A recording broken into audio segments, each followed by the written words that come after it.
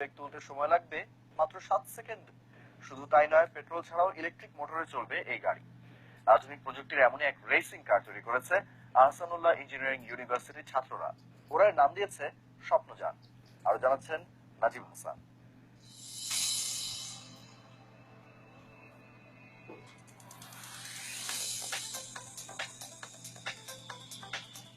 উদ্ভাবনের নেশা পেয়ে বসলে আটকানো মুশকিল।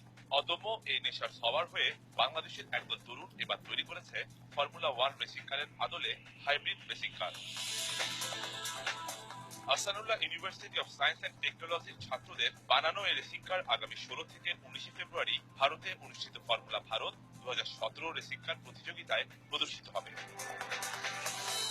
4 ফুট লম্বা ও প্রায় 60 ফুট চওড়া এই রেসিং কার তৈরি করতে খরচ হয়েছে প্রায় 5 লাখ টাকা।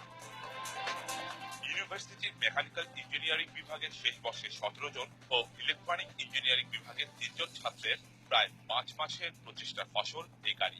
এ নিয়ে নবমবার হলেও প্রযুক্তিগত দিক দিয়ে গাড়িটি অনেক উন্নত করা হয়েছে এবার। গাড়িটির সেফটি সিস্টেম উন্নত করার পাশাপাশি 4 স্ট্রোক সিঙ্গেল সিলিন্ডার ইঞ্জিন ব্যবহার করে গাড়ির গতিবেগ করা হয়েছে ঘন্টায় 60 কিলোমিটার। এফজেড রকার আর্ম দিয়ে বানানো হয়েছে গাড়ির সাসপেনশন, আর বডি তৈরি করা হয়েছে গ্লাস ফাইবার দিয়ে। নিয়মিত ক্লাসের পাশাপাশি ছাত্রদের নিরলস পরিশ্রমেই এই রেসিং কারটি তৈরি হয়েছে বলে জানান স্বপ্নযানের উপদেষ্টা খোরশেদুল জামান। এর আগে যেমন শিলিকো ম্যারাথন আমরা ফিলিপাইন্সে গিয়েছিলাম এবং 7th পজিশন অ্যাচিভ করি।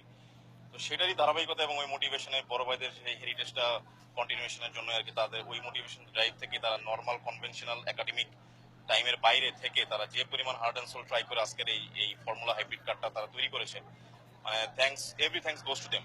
বাংলাদেশ মোটর মেকানিজমের অভাব থাকলেও নিজেদের প্যাশন ও দুর্নিবার আগ্রহেই এই গাড়ি তৈরির অনুঘটক হয়েছে। দেশে এই জিনিসগুলো খুবই পাওয়াই যায় না বললেই চলে। তো ম্যাক্সিমাম জিনিসগুলো আমাকে বাইরে থেকে আনাইতে হয়েছে। সেক্ষেত্রে দেখা গেছে যে অনেক জায়গায় ট্যাক্স, এনবিআর এর ট্যাক্স, এরপর হচ্ছে টাইম কনজিউম করতে হয়েছে অনেক। তো সবকিছু মিলে আর কি এভাবে পড়াশোনার মাঝ থেকেই টিচারদের অনুপ্রেরণা, বড় ভাইদের অনুপ্রেরণা, সবকিছু মিলেই জিনিসটা কমপ্লিট হয়েছে। বাংলাদেশের তরুণরা নিয়মিতভাবেই নানা কিছু উদ্ভাবন করে চলেছে। হাইব্রিড রেসিং কার এই তালিকায় নতুনতর সংযোজন। এই প্রযুক্তি কাজে লাগাতে পারলে বাংলাদেশের গাড়ি তৈরির ক্ষেত্রে নতুন অধ্যায়ের সূচনা হবে বইকি। Nazim Hasan, ATN news, Dhaka.